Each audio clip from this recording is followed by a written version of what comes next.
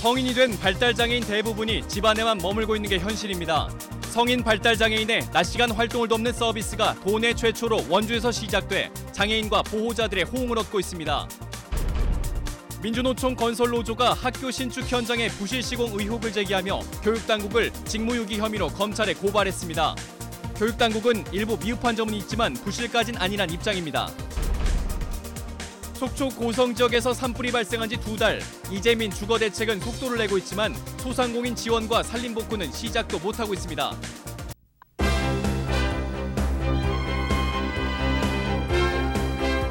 안녕하십니까. 뉴스데스크 원주입니다. 강한 햇빛의 영향으로 오늘 오후 5시를 기해 오존주의보가 내려지는 등 원주를 비롯한 영서 지역은 초여름 날씨를 보였습니다. 지역별 낮 최고 기온은 원주가 31도, 횡성 32.5도, 영월이 31.8도, 평창이 31.3도로 전 지역에서 30도를 넘는 더위가 이어졌습니다.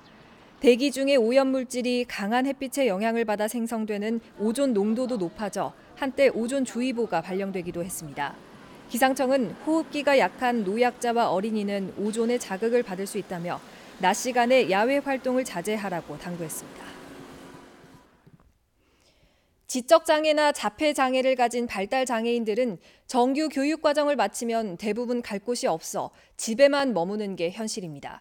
이런 성인 발달장애인의 낮 시간 활동을 돕는 주간 활동 서비스가 원주에서 시작됐는데요. 장애인과 보호자들의 호응을 얻고 있습니다. 황구선 기자입니다. 성인 남녀 8명이 옹기종기 모인 교실. 하얀색 도화지에 손을 따라 그림을 그리고 마음을 모아 색칠해 봅니다. 20살에서 많게는 50에 가까운 이들은 지적과 자폐장애를 가진 발달장애인입니다. 집에 있을 시간에 밖에서 친구들과 보내는 시간이 즐겁기만 합니다. 언니 오빠들하고 가서 놀아서 재밌고 친구들이 많고 둥글게 앉아 함께 춤추며 웃는 율동 시간에는 근력도 기를 수 있습니다. 나가고 이거 주문지 해물 먹고 누나라고 비슷하다고 좀 올라가야. 정규 교육 과정을 마친 성인 발달장애인들의 낮 시간 활동을 돕는 주간 활동 서비스가 도내에선 처음으로 원주에서 시작됐습니다. 성인 발달장애인 1,700여 명 가운데 장애 정도와 가정 형편을 고려해 31명이 우선 서비스를 이용하게 됩니다. 직업교육과 체육활동, 일상생활법 등을 배워 자녀와 온종일 집에 있어 왔던 보호자들도 한시름 걱정을 내려놓습니다. 힘들고 이러니까 일단 집에선 좀 있고 웬만하면 좀 어울리지 않고 막 이랬는데 바깥에 돌아다니니까 너무 좋잖아요. 경치도 보고 그런 여유가 생겨서 좋아요. 춘천과 강릉, 화천 등에도 곧 도입될 전망이지만 6천여 명에 달하는 도내 성인 발달 장애인에 비하면 아직 걸음마 단계. 지금 서비스를 받으시는 분들이 되게 적으신데 앞으로 이제 규정 같은 게 완화되고 좀 더 지원 범위도 넓어져서 집 밖에서 독립적인 생활을 꿈꾸는 성인 발달 장애인들을 위한 지역 사회 돌봄이 첫걸음을 뗐습니다. MBC 뉴스 황구선입니다. 민주노총 건설노조가 학교 신축 현장에 부실 시공 의혹을 제기했습니다. 교육당국은 일부 시공상 미흡한 점은 있지만 부실까지는 아니라며 현장을 공개했습니다. 김진아 기자입니다. 민주노총 건설노조가 원주의 학교 신축 공사 현장이라며 부실 시공 의혹을 제기한 사진입니다. 창문 및 콘크리트가 뻥 뚫려 철근이 그대로 모습을 드러냈고 곳곳에 다른 곳도 뚫린 콘크리트 사이로 철근이 노출돼 있습니다. 노조 측은 일반 아파트 현장에서도 보기 힘든 부실 시공이라고 주장했습니다. 부조벽삭의 무슨 강도 문제라든가, 이제 아니면 벽체에 금이 간다든가 그거 심해지면 그게 이제 떨어져서 나와서 건물이 심하게 균열이 갈 수 있다는 것. 원주교육지원청은 시멘트 타설 과정에서 흔히 있을 수 있는 재료 분리 현상이고 보강을 마쳐 현재로서는 전혀 문제가 없다며 아예 현장을 공개했습니다. 또 일부 사진은 현장 사진이 아닌 것 같다고 반박했습니다. 의혹 제기된 부분에 대해서 특별한 결함 사항은 지금 발견할 수 없었고요. 건물의 구조라든가 그런 부분에 영향이 없는지 감리단 통해서 철저히 체크하고. 노조는 현장 감독을 소홀히 했다며 원주교육지원청을 직무유기 혐의로 검찰에 고발했습니다. 최근 안전에 대한 관심이 높아지고 있는 가운데 교육당국의 관리 소홀과 이로 인한 부실 시공이 있었는지는 검찰 수사로 가려지게 됐습니다. MBC 뉴스 김진아입니다. 오는 11월 14일에 치러지는 2020학년도 대입 수학능력 시험을 앞두고 전국 단위 수능 모의평가와 전국연합학력평가가 오늘 도내 고등학교에서 일제히 실시됐습니다. 이번 평가는 학생들의 학력 수준을 진단하고 실전 적응력을 높이기 위한 것으로 모의평가는 13,700여 명, 학력평가는 24,200여 명이 응시했습니다. 1, 2학년이 응시하는 전국연합학력평가의 결과는 오는 21일 이후 학교에서 개별 제공하고 모의평가는 수능과 동일한 방법으로 한국교육과정평가원에서 채점해 오는 25일에 배부됩니다. 속초 고성 지역에서 산불이 발생한 지 오늘로 2달째입니다. 이재민의 주거 대책만 속도를 내고 있을 뿐 중소상공인 대책과 산림 복구는 미흡합니다. 김형우 기자가 보도합니다.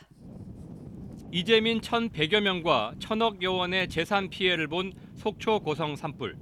중소상공인 피해액은 아직까지도 산정하기 어렵습니다. 주택 이재민들은 이달부터 임시 조립식 주택과 임대 아파트에 본격적으로 입주하고 있습니다. 고성 지역은 피해 보상을 위한 손해 사정 조사를 곧 시작합니다. 저희가 11일부터 조사하는 것은 물적 피해만 지금 대상으로 저희는 한전한테 의뢰받기를 그렇게 받았습니다. 산림 복구는 사유림에 대한 산주 동의 절차가 쉽지 않고 정부의 벌채 예산 확보도 늦어져 지지부진합니다. 이렇게 불에 탄 나무들은 일부 응급 조치만 이루어졌을 뿐 본격적인 벌채 작업은 진행되지 못하고 있습니다. 주택 피해자들에게는 성금과 생활 안정자금 등 최대 4천여만 원이 지급됐습니다. 답답한 건 중소상공인 피해 대책입니다. 업체별로 긴급 경영 안정자금 대출이 이루어졌지만 융자금이라 그리 달갑지 않습니다. 피해액 산정을 위한 한전과의 협의는 이견을 좁히지 못하고 있고 성금 배분도 규정이 없다며 지연되고 있습니다. 철거도 못하고 단돈 1원도 못 받고 이러다 보니까 저희 중소상공인들이 특히 소상공인들은 어디 갈 데가 없어요. 한전의 산불 피해 책임을 규명하기 위한 경찰 수사는 2달이 되도록 결과가 나오지 않고 있어 배상 협의는 시작조차 못하고 있습니다. MBC 뉴스 김영호입니다. 도내 저수지의 저수율이 50% 수준에 머무르면서 봄 가뭄이 장기화될 조짐을 보이고 있습니다. 한국농어촌공사 강원지역 본부에 따르면 오늘 도내 저수율은 51.2%로 작년 같은 시기 저수율의 절반을 조금 넘겼고 평년보다도 14.5%포인트 낮았습니다.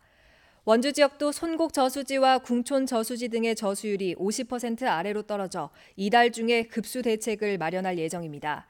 기상청은 오는 7일 한 차례 비가 오겠지만 그 밖에 비 소식이 없다며 당분간 맑은 날씨가 이어질 것으로 내다봤습니다.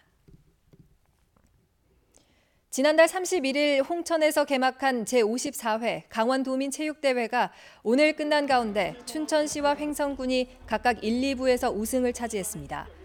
1부와 2부로 나눠 진행된 이번 대회에서 1부의 경우 춘천시가 51회 대회 이후 4년 연속 종합 우승을 달성했으며 개최지인 홍천군은 1부에서 3위에 올랐습니다. 또한 2부에서는 횡성군이 2년 만에 1위를 탈환했으며 영월군이 2위를 차지했습니다. 한편 강원도민체전은 오늘 오후 홍천 종합운동장에서 폐회식을 열고 닷새간의 열전을 마무리했습니다.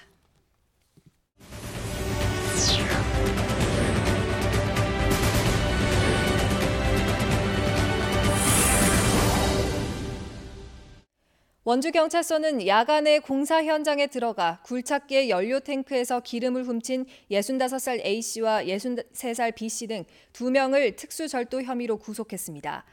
A씨 등은 지난 3월 원주 불온산업단지의 공사 현장에 세워져 있던 굴착기에서 2차례에 걸쳐 70여만 원 상당의 경유 600리터를 훔친 혐의를 받고 있습니다. 경찰 조사에서 A씨는 훔친 경유를 자신의 차에 넣었다며 판매 혐의에 대해서는 부인했습니다. 경찰은 이들이 비슷한 시기에 추가적인 범행을 저지른 것으로 보고 여죄를 수사하고 있습니다. 어젯밤 11시쯤 영월군 영월읍의 한 아파트 9층에서 불이 나 10여 분 만에 꺼졌습니다. 이 화재로 52살 이모 씨 등 3명이 연기를 마셔 병원으로 옮겨졌고 집 내부 50제곱미터가량이 타거나 그을려 소방서 추산 690여만 원의 재산 피해가 났습니다. 또 한때 연기와 불꽃에 놀란 주민 50여 명이 대피하는 소동이 일었습니다. 경찰은 베란다에 켜놓았던 초에서 불똥이 튀어 불이 옮겨 붙은 것으로 보고 정확한 화재 원인을 조사하고 있습니다. 강원도 소방본부가 호국 보훈의 달을 맞아 국가유공자와 유족의 주택용 소방시설을 제공합니다.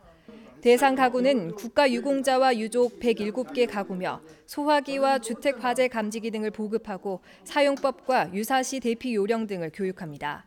도소방본부는 지난 2017년부터 유공자와 가족 598가구에 대해 주택용 소방시설을 보급해 왔습니다. 안전점검의 날을 맞아 원주시와 유관기관, 단체가 합동으로 안전 캠페인을 실시했습니다. 이번 캠페인은 원주시 공무원을 비롯해 원주소방서와 한국가스공사 등 18개 유관기관과 단체 70여 명이 참여해 4대 불법 주정차 금지와 주민신고제를 안내하고 여름철 안전사고 예방 요령이 담긴 홍보물을 배부했습니다. 한편 주민신고제는 소화전과 교차로 모퉁이, 버스 정류소와 횡단보도 등 4개 구역에 주정차된 차량을 스마트폰 앱으로 신고하면 현장 확인 없이 과태료가 부과되는 제도입니다. 초고령화 사회로 노인 인구가 급증하고 있는 횡성군이 삶과 죽음에 대한 이해를 높이기 위한 웰다잉 교육을 실시했습니다. 웰다잉 교육은 지역 노인 관련 업무 종사자를 대상으로 오는 7월까지 5차례에 걸쳐 진행되며 교육 수료 후 지역 노인들에게 전파됩니다. 뉴스데스크 원주를 마칩니다. 고맙습니다.